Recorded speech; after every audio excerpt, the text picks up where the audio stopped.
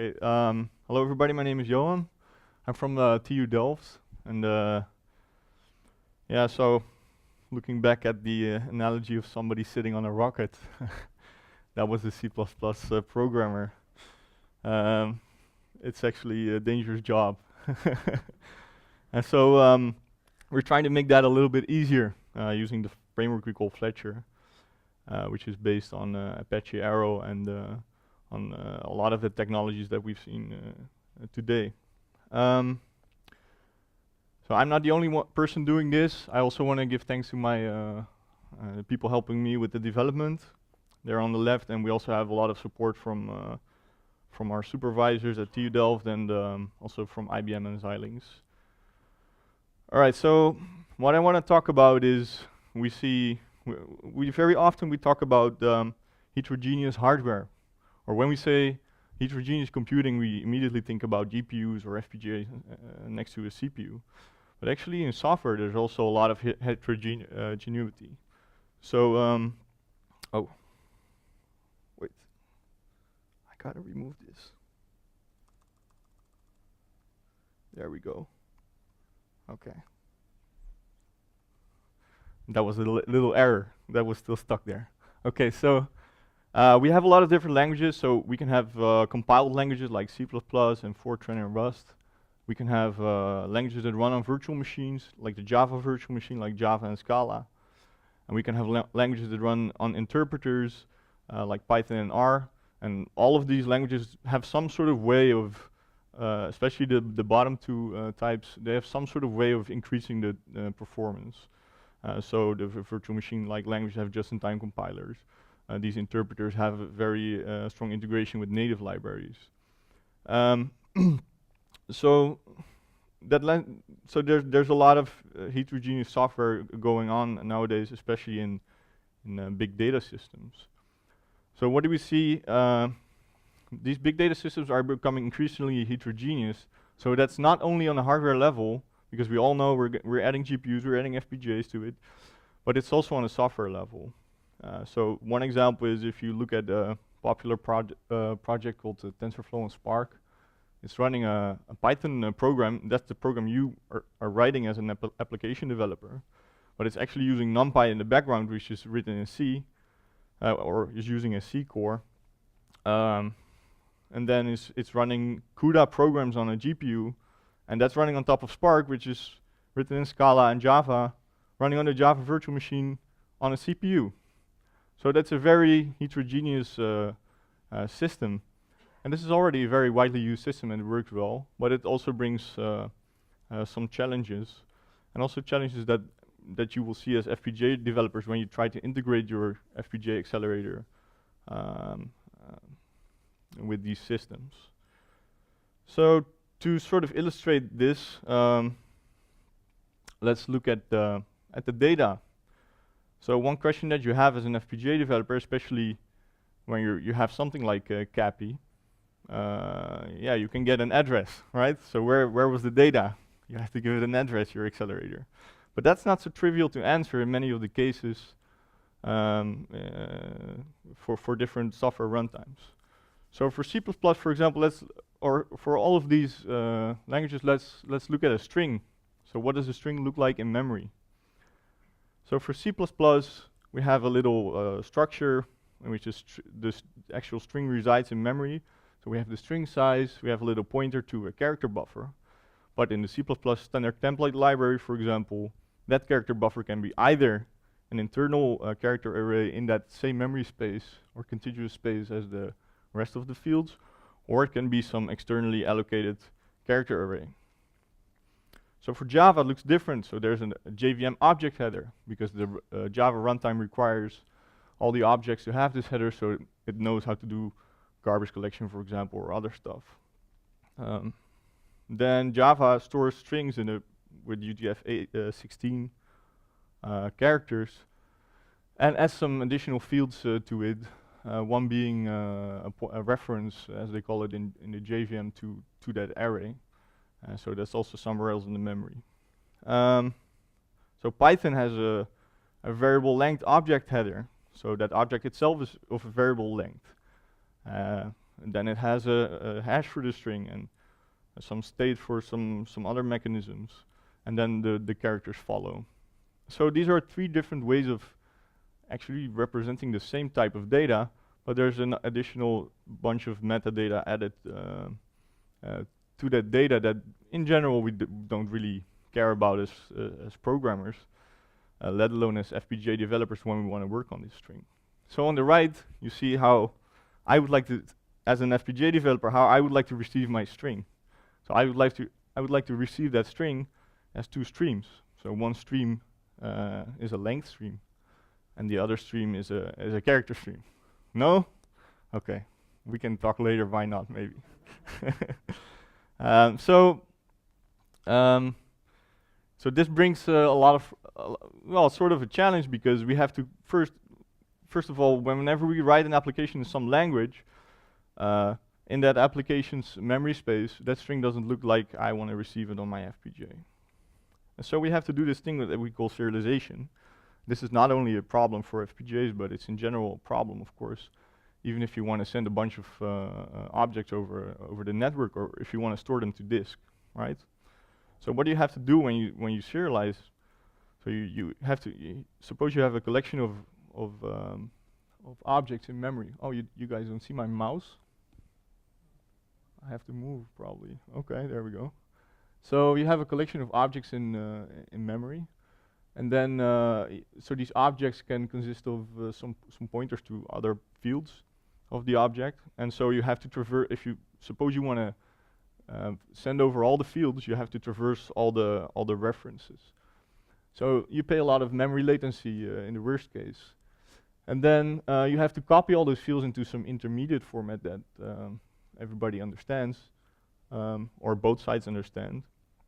And well, copies are pretty much a waste of bandwidth because they're not really doing anything functional. And then at the end, you have to reconstruct all these objects in the receiving process's memory again, and that can take a lot of allocations, for example. So there can be a lot of time spent on this serialization and deserialization. And the same goes, of course, for when we do stuff in accelerators. When we start with Python objects and we want to do something in an FPGA accelerator, well, this can be pretty impactful. So the relative impact on accelerators is even bigger, because it's not like, okay, we're processing it we're creating the data set in Java, for example, and we're processing it on the CPU still in C++ or something, maybe because of some reasons. But in general, what we see, if we accelerate some computation on the CPU, it goes down drastic, and we accelerate it using a GPU or an FPGA, it goes down drastically, right? But then suddenly, this serialization cost is added that we don't want to pay. So what we would like to do is we don't want to do any serialization. We just want to do the copy and then do the computation and be done. All right. So it's a relatively big problem, and this is not an exaggerated graph. Okay, so I pulled it out of my head, but it's based on what we've seen in real applications. Something I will show later in the slides. All right. So how do we overcome this problem? So we serialize and deserialize a lot. So the question is, can we do this in a smarter way? So what if the data is in a standardized format, in such a format that every language runtime can use it? And what if the data is as contiguous as possible, so we can move it quickly without having to traverse all the object graphs? So this sort of solution is useful in many places and for many reasons. And actually, there's a top-level Apache project was initiated, which is called Apache Arrow.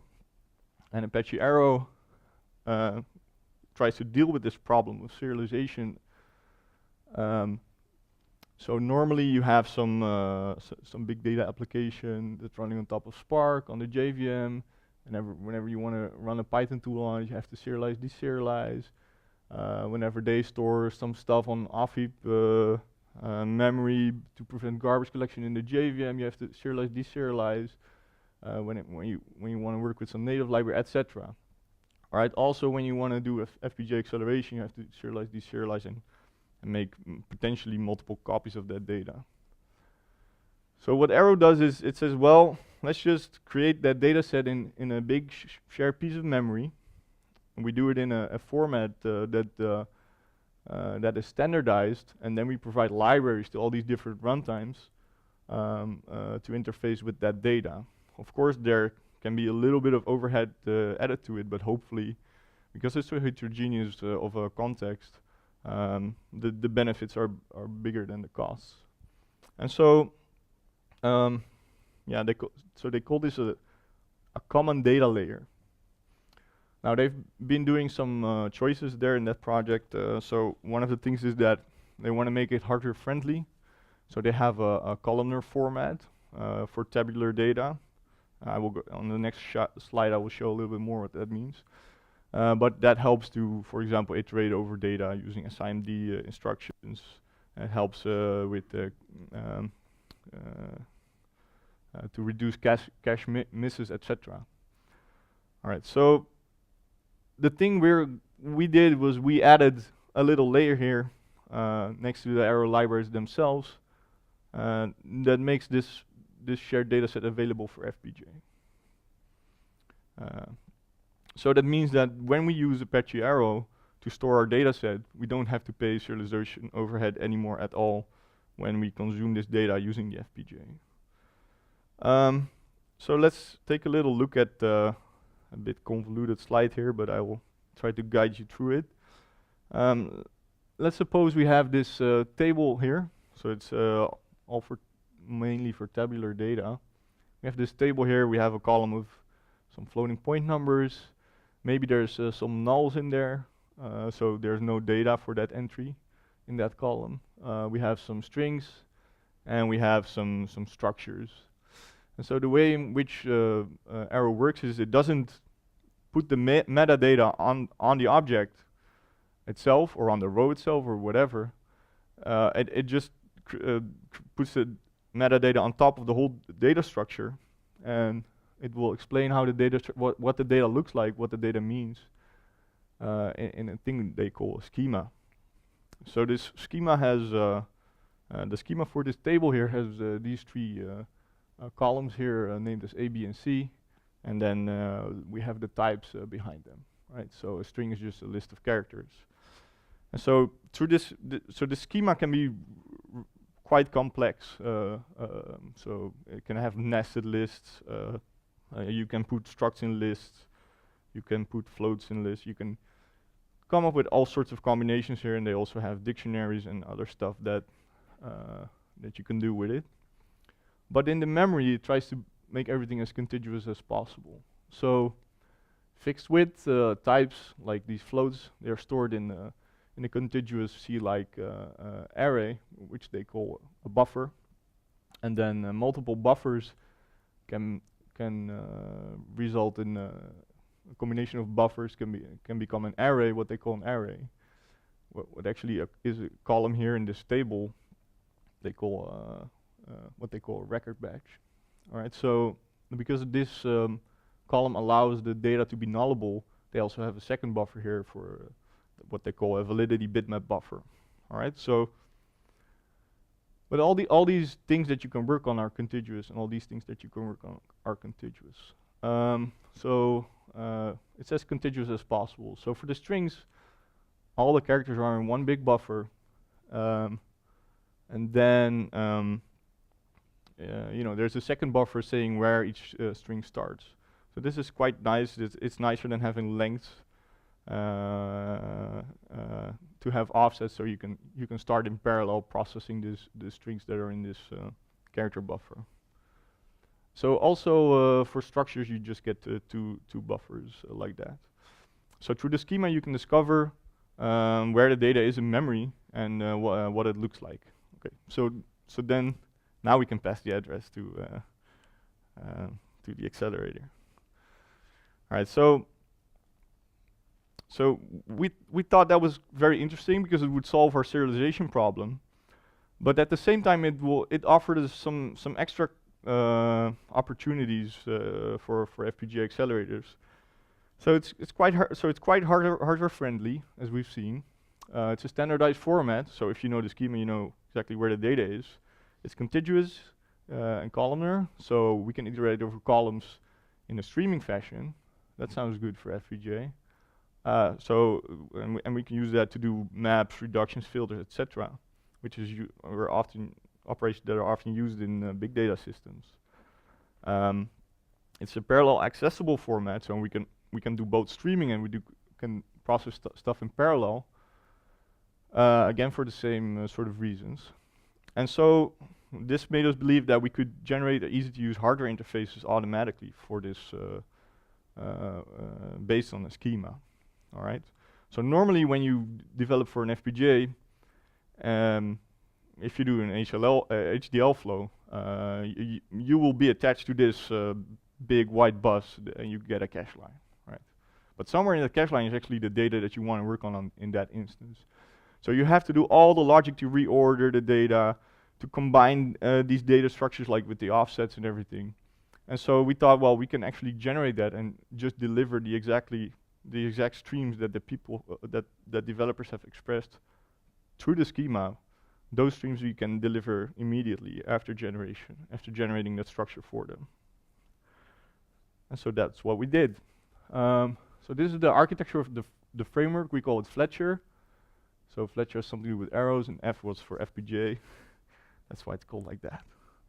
All right, so you start with an arrow schema here on the top left. This is during compile time. Then you throw it into the thing we call the interface generation step.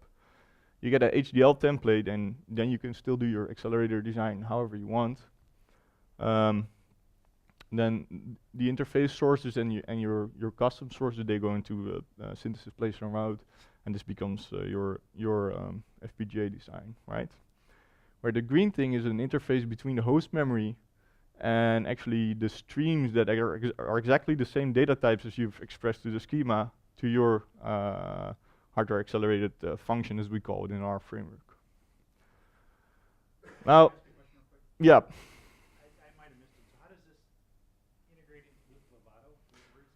No, these are standalone tools. Yeah, so I think I will get to that in the next slide. Yeah.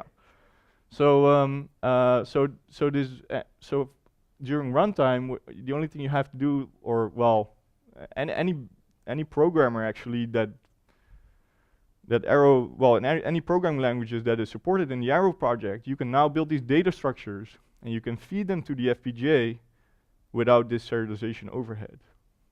Right, so what that means for a specific language is hard to say. We're investigating this a little bit more, because through using these libraries, you might incur a little bit of overhead in different circumstances. But in general, we think that especially for accelerated computing, this helps a lot, bringing, bridging the gap between much higher level languages than we're used to. So the poor guy on the rocket, C++, he's not the only guy who wants to step on the rocket, right?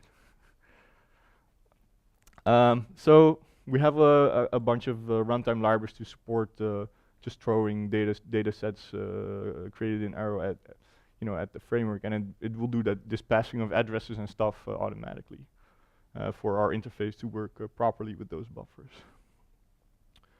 All right, so yeah, so let's get to the next slide where I will explain what's your question. So the internals of this design.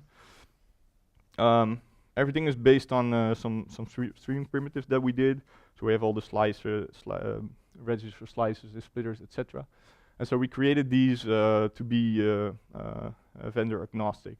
So everything is pure HDL.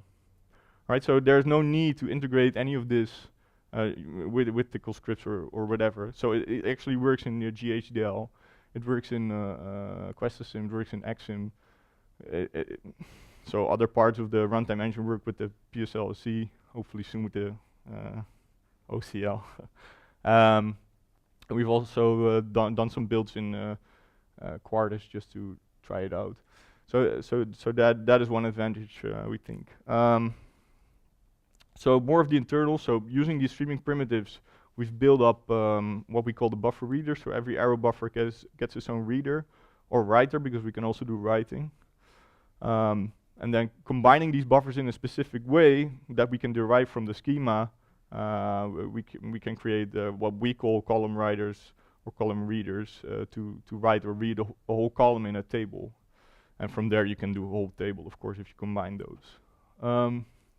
So we generated randomly, we generated lots of schemas, generated over 1,000 schemas just to verify the functionality of these components. And they work. So some more on the internals.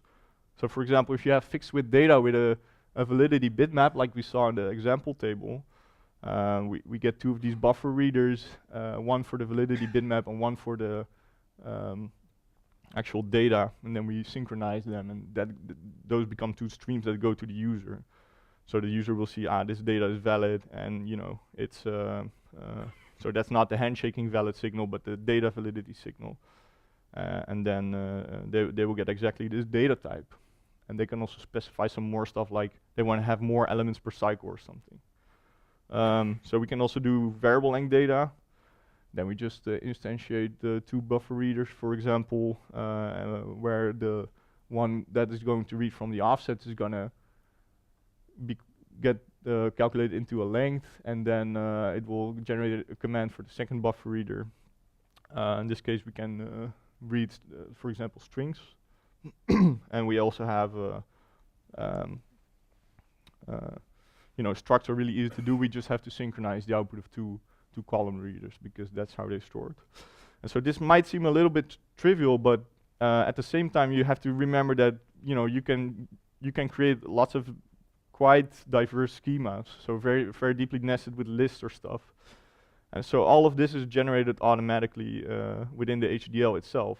So up until this part, there's still no external tool being used. The only thing that we have a problem with, but this is just a general problem with FPGA, is that we cannot change ports dynamically on a component. So in the end, there's a little wrapper generator that generates this template for you, your user core template, your hardware accelerator function template, and it's sort of so all these streams, this is now 2 streams, but it also might be like 1,000 streams if you go crazy. And so these are all concatenated onto the same signals. So to just dissect those, we have a little wrapper generator. All right, so let's look at a use case, because we actually did the regular expression matching before. So what do we want to do? So given a bunch of strings in a big collection of strings, we want to match m different regular expressions.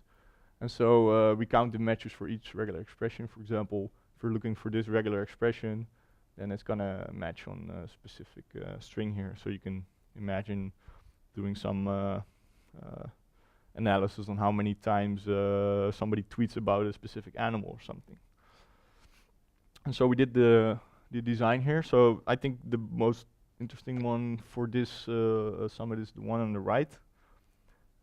So we used a Power 8 CAPI. This is about a year ago. So we used Power 8 with CAPI. So these components we already have seen a few times. And then we've used Snap.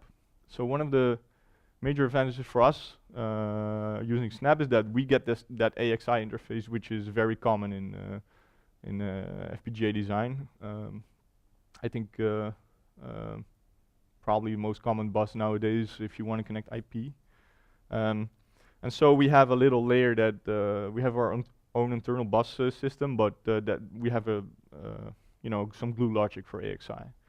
So that helps us, first of all, to connect to Snap, and then secondly, is for other systems we have to copy over the arrow buffers to the onboard memory, but because this is a fully streamable application, we just do the requests on the AXI bus in the Snap case, and we get straight from main memory. We get the data that we want to work on.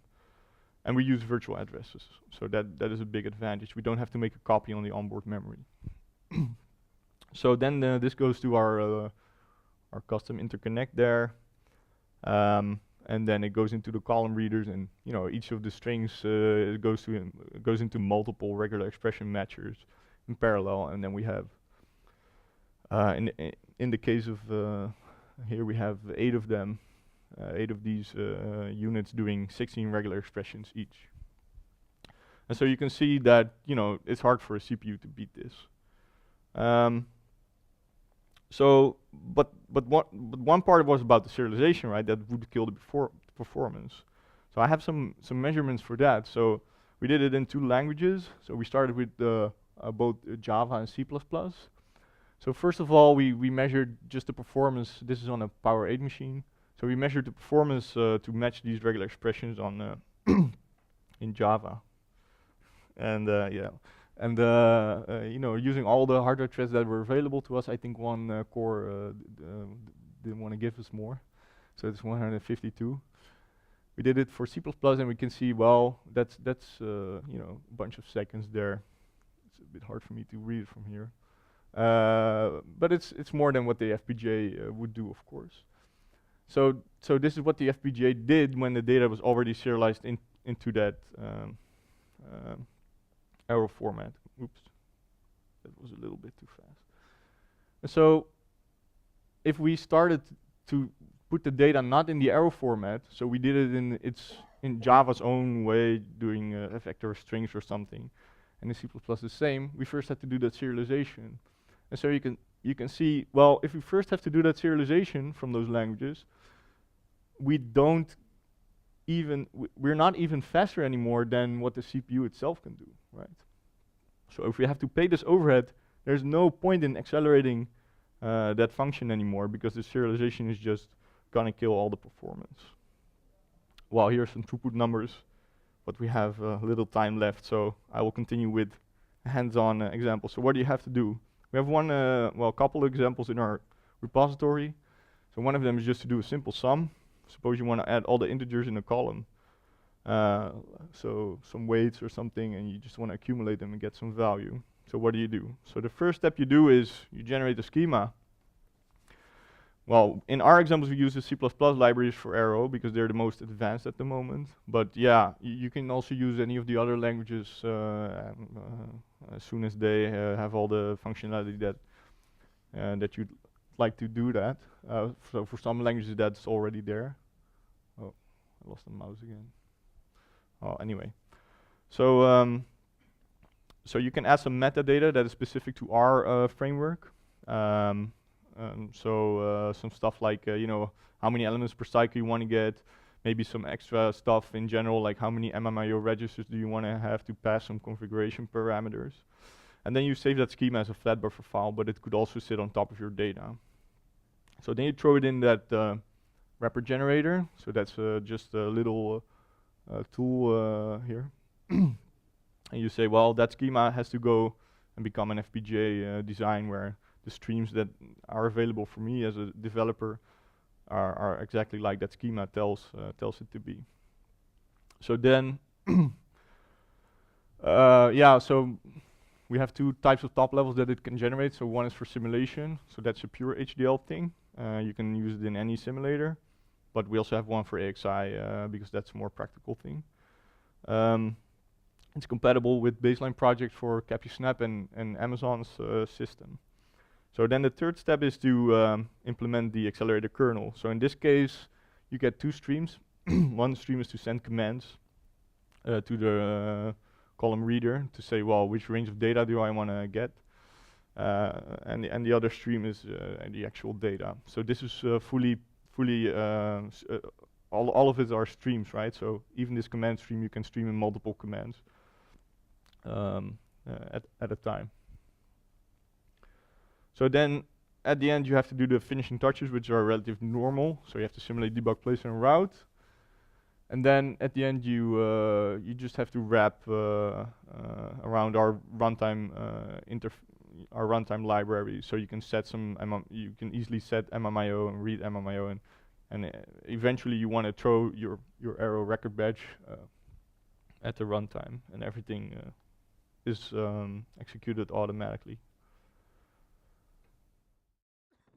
So We have some sorry. So we have some future work. So we are continuously developing this platform with our group. So we want to have more applications for showcasing and verification, and we actually want to do some more support some more of the Arrow supported languages as well. So one thing we're thinking about doing on soon is starting with HLS integration for map, reduce, and filter lambdas in some of those high-level languages, and doing SQL integration on data sets like that. All right, so to summarize, these accelerators, they can be heavily burdened by serialization overhead from the heterogeneous systems. So the Apache Arrow format prevents serialization overhead, and it allows hardware interface generation. So this paves the way for more efficient FPGA acceleration in any of those supported languages. So it's all open source. It's Apache licensed, so you can find it here. Also on the next slide, a little bit smaller. And then we also have some example applications being done by some members of the team.